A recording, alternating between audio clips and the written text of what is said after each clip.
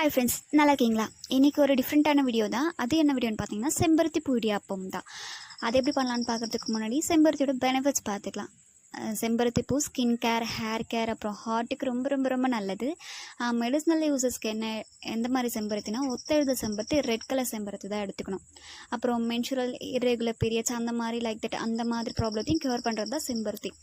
இடியாப்பம் எப்படி பண்ணலான்னு பார்க்கலாம். அதுக்கு ஒத்தெழுத செம்பருத்தி அந்த விதை மாதிரி இருக்கிறத நீக்கிட்டு தண்ணியில் போட்டு கொதிக்க வச்சுக்கோங்க.